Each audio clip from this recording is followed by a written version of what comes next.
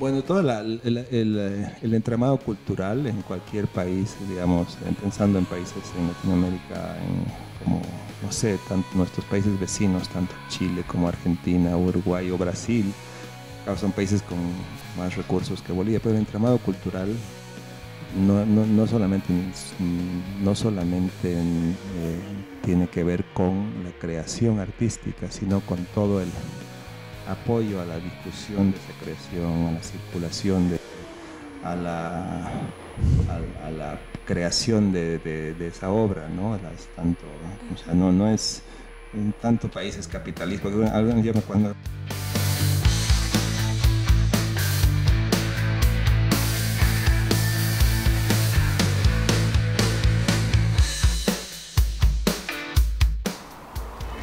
¿Cómo están, amigos de la revista O? El día de hoy tenemos un invitado muy especial.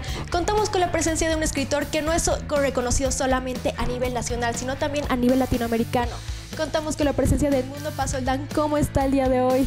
Muy bien, muchísimas gracias por la invitación, un placer estar acá. Un placer para nosotros tenerlo aquí. A ver, me gustaría saber, tengo entendido que lleva muchos años de carrera trabajando. ¿Qué fue lo que lo motivó a empezar a escribir ya profesionalmente? Bueno, en realidad yo al principio durante muchos años traté de no escribir justamente porque pues tenía toda esta... Me imagino que es normal cuando eres adolescente, la presión familiar y social. Claro. ¿Qué vas a hacer con tu vida? Entonces yo me fui del país a los 17 años a la Argentina a estudiar ingeniería en petróleos en Mendoza. Y claro, no me gustaba para nada. Y después me pasé a ciencias políticas, incluso después hice relaciones internacionales, o sea, tengo un título en ciencias políticas, pero nunca estaba lleno y siempre más bien lo que buscaba era un tiempito extra para poder escribir, ¿no? Me imagino que tenía una vocación muy marcada y decía, esto va a ser así toda mi vida, que voy a estar siempre peleando para conseguir un tiempo extra. Hasta que al final me animé y dije, bueno, voy a hacer lo que de verdad me gusta, que es escribir, la literatura. Pero sí tardé, eso digo para los que no saben, les cuesta tomar una decisión. Yo tardé 6 años y medio en entrar a la literatura, esos 6 años y medio que dediqué a las ciencias políticas, a la ingeniería. O sea, me sirvieron de experiencia, pero en concreto no me sirvieron después. Claro, fueron áreas completamente distintas, pero que de algún modo le empezaron a apoyar, digamos, en su escritura, ¿no? Basarse en sus libros, tal vez, de lo que había aprendido. Bueno, a mí siempre me ha interesado la política y buscaba cómo, porque tampoco no tengo el carácter para ser político, pero sí me interesaba ver cómo relacionarme con la política y pensé que con las ciencias políticas quizás podría ser un diplomado, hacer una carrera diplomática, qué sé yo. Y luego me di cuenta que en la literatura, sobre todo en el género novelesco, en la novela, sí puedes hacer críticas sociales o políticas, porque estás hablando de todo lo que pasa en una sociedad, estás tratando de buscar problemas a un nivel más macro, y eso me di cuenta que era lo que me interesaba de la literatura. Eso los plasma en sus libros, ¿no? Suele basarse mucho de política para escribir. Bueno, yo escribo cuentos y novelas, y sobre todo las novelas. Los cuentos quizás a veces son un poco más de cuestiones más de intimidad, los problemas más específicos, pero en general las novelas que he escrito sí tienen una problemática social o política, un trasfondo que a veces puede ser trabajado desde el realismo, a veces desde lo fantástico, la ciencia ficción, pero igual tienen algo que es reconocible en cuanto a temas sociales o políticos. Hablando de eso, usted comentó que digamos, fue un proceso de muchos años para empezar a escribir ya profesionalmente sus libros. ¿Cómo fue el proceso que llevó a cabo para escribir su primer libro, La Máscara, o Las Máscaras de la Nada, ¿no? Que se publicó en 1990? Bueno, yo estudiaba en Argentina, primero en Mendoza y luego en Buenos Aires, y yo me puse a escribir una novela, y la novela pues no iba a ningún lado. Y me acuerdo que hablaba con amigos que me decían, yo les decía que yo era escritor y me decían, ay, pero a ver, mostranos. Yo no quería mostrar la novela, entonces comencé a escribir unos cuentos cortos que eran para mostrar algo que tenía concluido. Y entonces de pronto me di cuenta que me salían así muy naturalmente. Es un libro que se llama Las Máscaras de la Nada, ¿no? Es el libro que es el primero, que son como casi 80 cuentos y todos son de 1 o 2 páginas. Pues yo a veces veía una película que me impactaba y en vez de comentar sobre la película, escribía un cuentito basado en la película. Entonces me acuerdo que cuando lo terminé, le envié el manuscrito. Aquí en ese momento la editorial más importante de Cochabamba y de Bolivia era Los Años del Libro. Le mandé el libro el 89, yo tenía 22 años, a don Werner Kutentag, que lo leyó y me dijo que la mitad le había gustado, pero que el libro no estaba listo para publicación. Y tenía él efectivamente razón, así que lo que hice fue eliminar cuentos que él había sugerido descartar, y comencé seguí escribiendo un año más, y luego con el nuevo manuscrito se lo envié a don Werner y él sí aceptó el manuscrito que fue mi primer libro. Y relativamente muy joven, ¿no? Por lo general se ve varios escritores que tardan muchos años, pero usted, su pasión, algo que curioso, me pareció curioso, perdón, de que usted veía películas y lo plasmaba, ¿no? O sea, básicamente era lo que pensaba, su diario vivir algunas veces. Sí, a veces, por ejemplo, estaba en una clase y el profesor decía, este es un mundo al revés, parecería como que ahora los presos están libres y los policías viven en la cárcel. Y dije, podría escribir un cuento al respecto, y escribí un cuento. O a veces le estaba leyendo un libro, de un libro de cuentos de Cortázar, y leí un cuento que se llamaba Continuidad de los Parques. Dice, podría escribir yo mi propia versión de ese cuento. Entonces todo era una especie de reacción a lo que estaba viendo, leyendo, lo que me impactaba esos días, esos años. Y por lo general, cada cuento, más o menos, ¿cuánto le demoraba en escribirlo? O en ese momento. Una vez que tenía la idea, pues me salía, incluso a veces me ponía como desafío, el cuento tiene que entrar en una página, como si fuera un poema. Claro. Y a veces, o sea, los cuentos me podían salir en media hora una vez que tenía la idea. O sea, no eran cuentos que tardaban mucho. Ahora eran cuentos sobre todo que había mucha acción, mucha trama, había poca descripción y poca exploración de la psicología de los personajes. Entonces yo quería escribir cuentos más clásicos, más tradicionales, más largos, y ya poco a poco comencé a escribir ese tipo de cuentos, y ahora me cuesta escribir cuentos cortos. No me diga. Claro, tantos años ya se acostumbró a eso. Es difícil, ¿no? Volver a sus inicios, se podría decir. Bueno, sí, yo creo que cada uno tiene tienes diferentes etapas en tu vida de escritor, y yo digo, no he tenido etapas que he sido más realista, estoy en una etapa más de ciencia ficción. Hizo de todo un poco. He hecho de todo un poco y trato de disfrutar cada etapa, aunque me gustaría no olvidarme de escribir cuentos breves. Algo que me parece curioso también es que tengo entendido que ha recibido varios premios a nivel nacional también, ¿no? ¿Cuál de estos premios ha tenido mayor impacto, tal vez no solo en su vida, sino también en su carrera? Bueno, lamentablemente ahora se eliminó, no sé si fue una cuestión económica o qué, pero antes teníamos el Premio Nacional de Novela, el premio más importante de novela, y eso ayudaba mucho a escritores jóvenes a consolidarse, a difundir su obra, y yo gané ese premio en 2002 con una novela que se llamaba El Delirio de Turing. Y creo que para Bolivia creo que ese ha sido el premio más importante que he ganado. Eso fue lo que, digamos, más se le quedó a usted. ¿Pero por qué? Bueno, porque pues yo tenía, ¿cuántos años tenía? Tenía 35 años y digamos como que el premio me abrió muchas puertas, ¿no? Porque yo en ese entonces aquí en Bolivia ese premio lo auspiciaba una editorial española que tenía sede en Bolivia, que se llamaba Alfaguara. Entonces el libro también ayudó porque gracias a eso la editorial distribuyó el libro en el exterior. El libro tuvo varias traducciones también, entonces sí fue como un premio importante. Lamentablemente como hace 6 años que ya no hay ese premio nacional, que ayudó mucho a la carrera de varios escritores. Por ejemplo, los últimos 2 que lo ganaron creo que fueron Camila Urioste, que publica en 3600, y también Gabriel Mamani, que publica en Dum Dum, que son escritores también muy conocidos aquí en Bolivia. Se podría decir entonces que en su momento estos premios abrieron varias puertas para varios escritores, entonces. Sí, yo creo que eso es lo que ayuda de los premios, ¿no? O sea, no hay que tampoco tomárselos tan en serio, claro. Pero sí, porque claro, a veces depende del jurado, a veces cometen injusticias, a veces ¿no? hay de todo, pero en todo caso sí ayudan cuando es un escritor joven. Claro. Me gustaría tocar el tema de nuevo un poco de cómo escribe, lo que reflejan sus novelas y cuentos. ¿Qué aspectos de la cultura tal vez política y boliviana le funcionan o le ha ayudado en su escritura o los ha reflejado? Bueno, yo he escrito de todo un poco, digamos, por ejemplo, del libro de Turing, una de las inspiraciones fue la guerra del agua, ¿no? Que en la novela se convierte en la guerra de la electricidad, pero sí estaba inspirada en lo que pasó en Cochabamba con lo que se llamó la guerra del agua.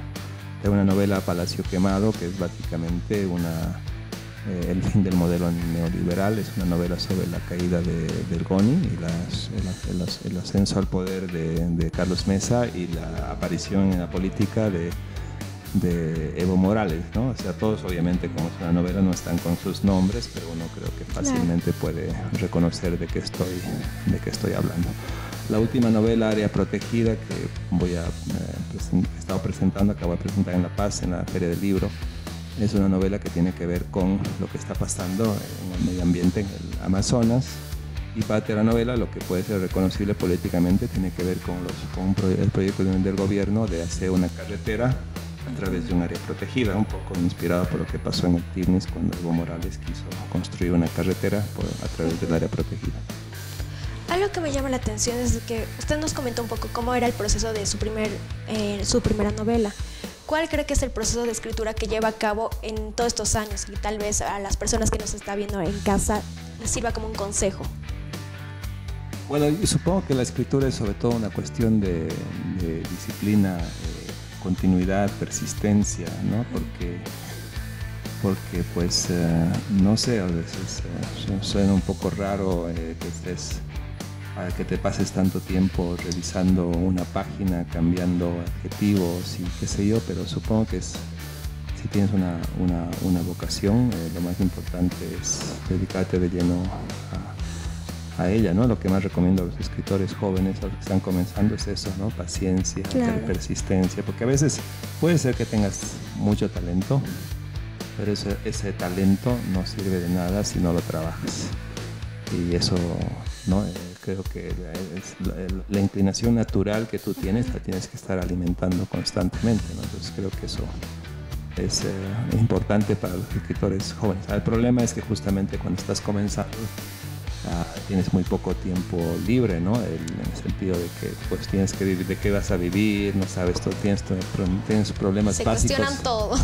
Tienes problemas básicos que resolver y quizás el tiempo es un objeto de lujo, ¿no? Entonces, ¿no? La novela también es un género, por eso también es un género de la clase media, en el sentido de que es un género que requiere mucho tiempo y que no es fácil conseguir ese tiempo, más en una sociedad como la nuestra, con tantos desafíos en cuanto a la crisis social, crisis económica, que hay otras ciudades, otros países donde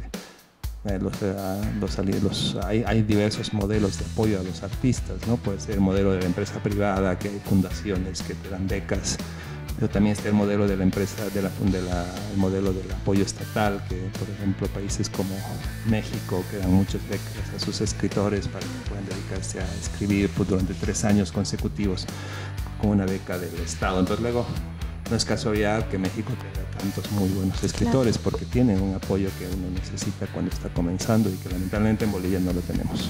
Entonces básicamente es necesario buscar más opciones, ¿no? Buscar en otros lados, tener tiempo y paciencia, como usted decía.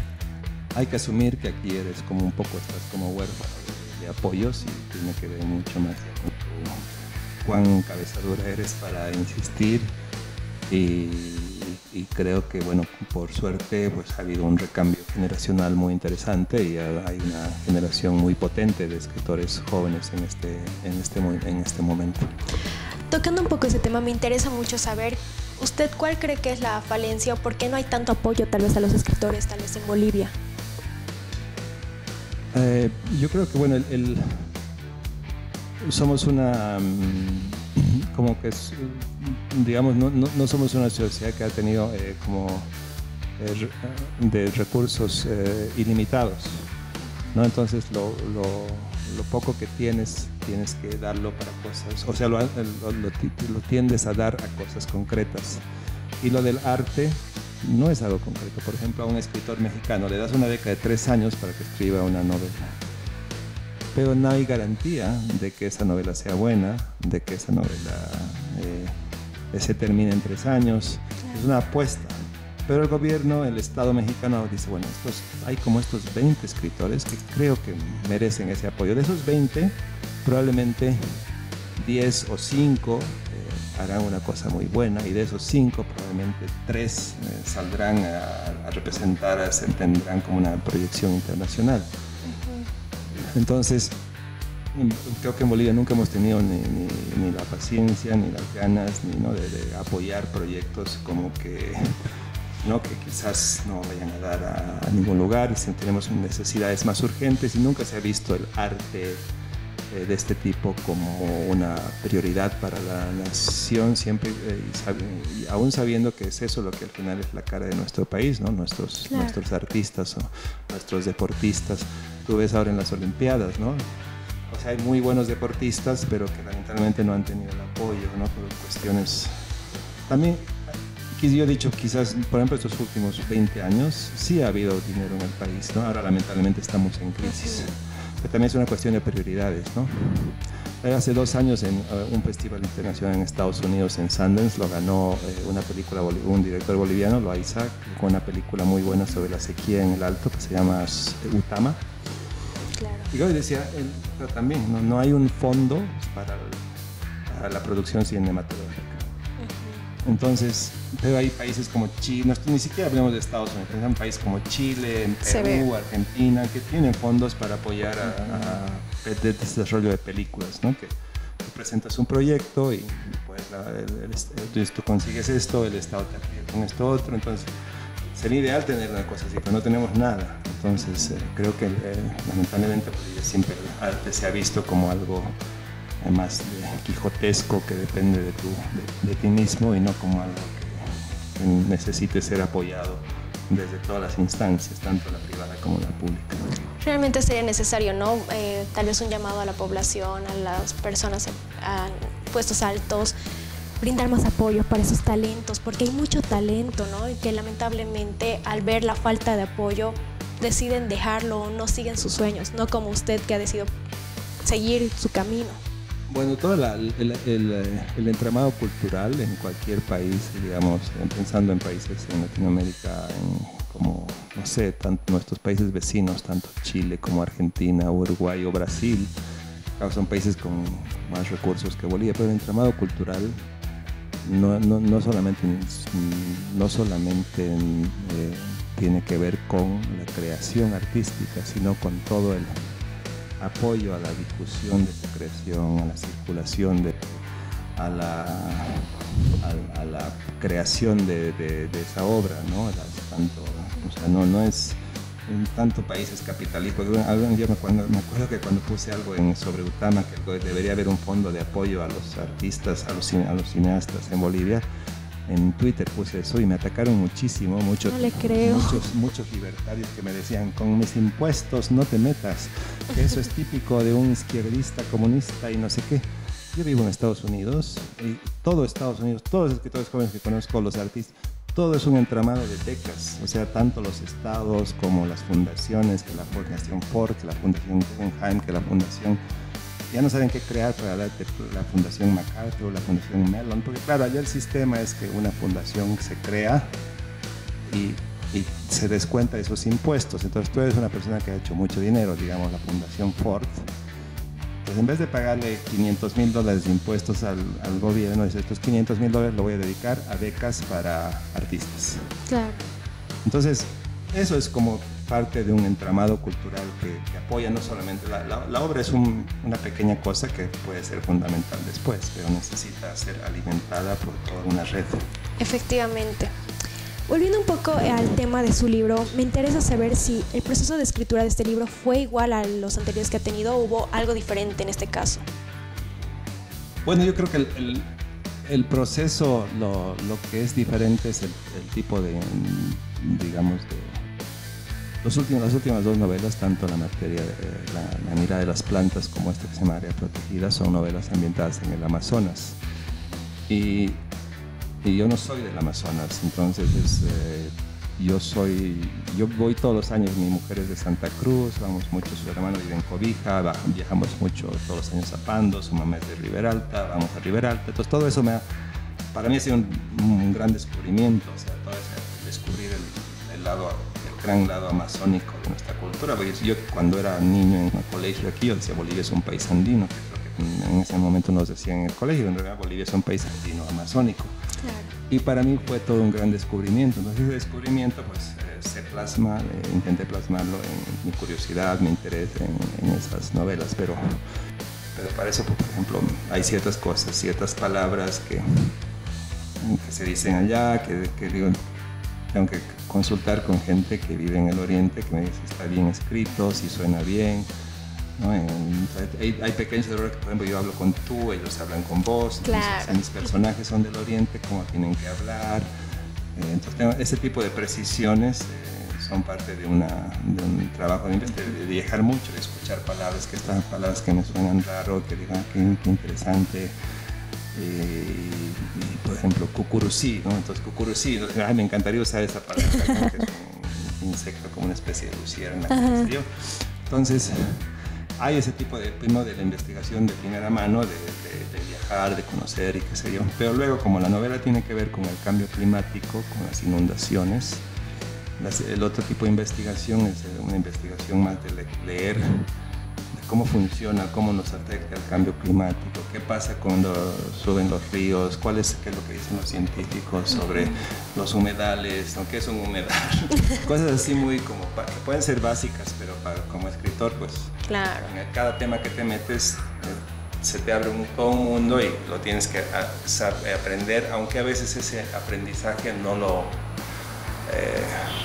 Luego sabes que estás escribiendo una novela que tiene que ser entretenida, no estás escribiendo un libro de ciencias, entonces muchas veces la investigación que haces es para tú escribir sin meter la pata, pero no para que el lector se dé cuenta de creo que uno de los grandes desafíos para mí como escritor es que toda esa información no haga el libro farragoso, ¿no? Claro. Que tiene que salir de manera natural, ¿no? Ese podría ser entonces el desafío más importante que ha tenido que llevar en su libro. El desafío más importante es cómo manejar, cómo aprender de una información en un campo en el que tú no eres un experto y cómo utilizar esa información de una manera que a un lector le parezca natural y verosímil. Eso es lo interesante, ¿no? De Bolivia, que al ser un país, digamos, tan diverso, cada cultura, cada región es diferente y como escritor usted tiene que adaptarse a la región de la que está hablando. Claro, por ejemplo, ahora con los incendios, ¿no? O con la sequía en el mundo andino. Hay muchas cosas que simplemente tú lees que la absorbes y punto, pero ya sí vas a escribir una cosa más precisa. ¿Qué pasa si llegan los vientos del norte o del sur? ¿Cómo va a afectar al incendio? ¿Qué tipo cómo se alimenta un incendio? Ese tipo de preguntas son las que hacen que la novela adquiera más cuerpo. Claro. Para responderte esas preguntas, por lo menos en cuanto a estas novelas que tienen que ver con la crisis ambiental, ¿no? ¿Qué podría decir usted o cómo desarrolló estos personajes de su nueva novela y qué espera que los lectores obtengan al leer su novela? El personaje principal es un profesor de colegio de un colegio tarijeño que él está convencido de que el fin de la humanidad es irreversible porque por los cambios, o sea, va a seguir calentándose la atmósfera, los gobiernos no van a hacer nada. Y va a haber más sequía, va a haber hambruna, va a haber guerras por el hambre, entonces con toda la cuestión de que entonces él decide irse a crear una comunidad autosustentable en un área al lado de un área protegida en el Amazonas.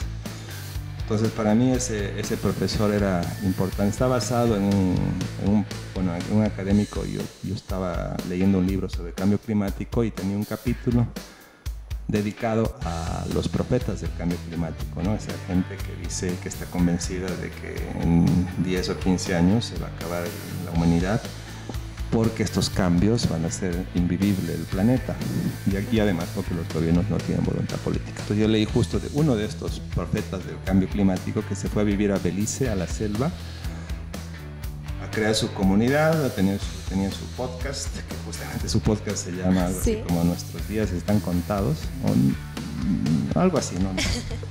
Y a vivir de lo que él producía, consumía, o sea, fue a darle la espalda a la civilización. Entonces esa historia me interesó y dije, podría adaptarla a Bolivia, podría hablar de un profesor de colegio que se va a la selva boliviana, al Amazonas boliviano. Ajá.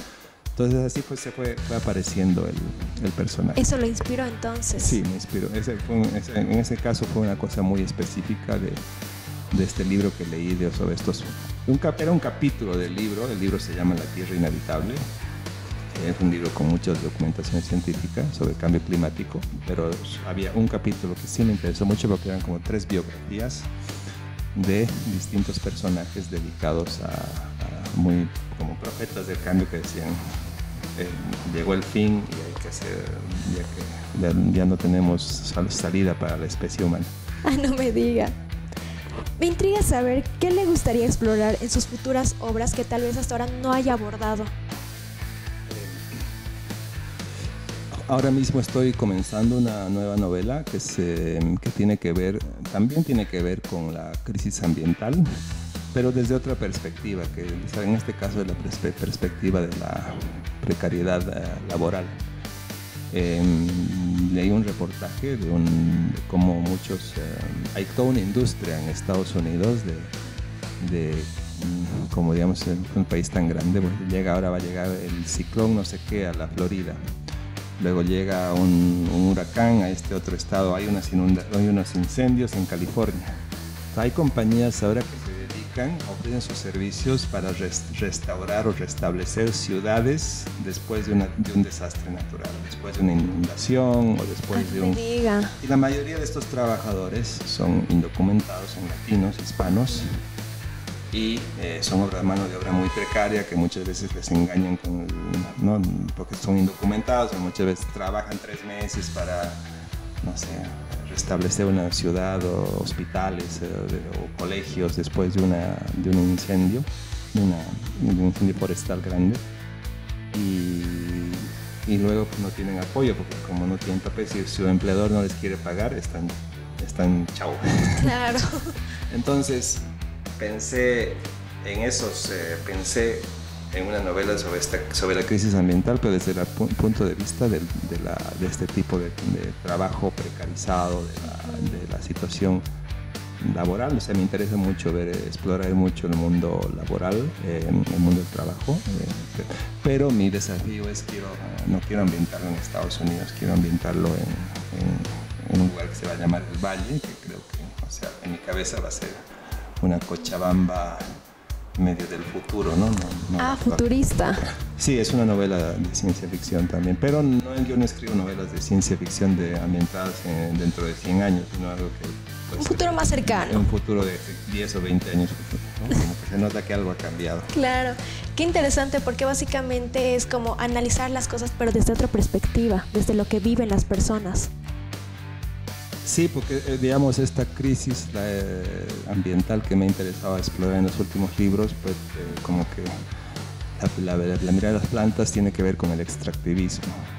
La área protegida tiene que ver más con las inundaciones y el cambio climático, y la tercera también tiene que ver con lo que va a pasar con estos cambios con el tema del laboral, ¿no? Con la precariedad laboral. Tal vez para ir finalizando un poco, me gustaría que hiciera una invitación a la población, tal vez para empezar o para adquirir su nueva novela, comentarles un poco y que se animen en casa a leer un libro o una novela que usted con tantos años de experiencia está llevando a cabo.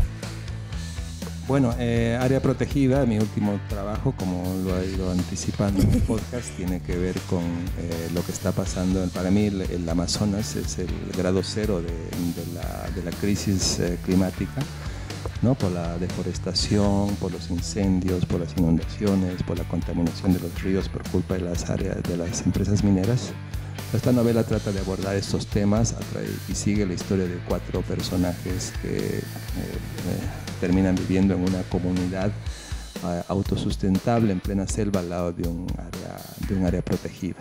No es una historia que tiene que ver con una problemática política, social, ambiental actual, pero que también tiene que ver con nuestro futuro, porque la novela tiene un lado de ciencia ficción, ¿no? Toda la última parte está ambientada en una Bolivia dentro de 30 años, ¿no? Y lo que podría pasar dentro de 30 años. Yo sé que a veces la coyuntura aquí en Bolivia nos impide a veces mirar, saber qué es lo que puede pasar dentro de 3 meses, pero creo que nos compete como ciudadanos, como gobierno, como un desafío, ¿no? Como escritores también, de tratar de imaginar qué va a pasar con ciertas tendencias de nuestro presente, de qué es lo que va a pasar en el futuro. ¿Qué futuro nos espera para nosotros como sociedad, como país? ¿Qué desafíos nos espera de este futuro tan complejo que se avecina? Así que los invito a leer Área Protegida, que es la novela que acaba de salir, con mucha selva amazónica, con convulsión climática de por medio. Muchas gracias, Edmundo. Gracias por habernos acompañado, contarnos tus experiencias, tus recomendaciones, consejos. Ha sido un honor tenerte en el podcast el día de hoy.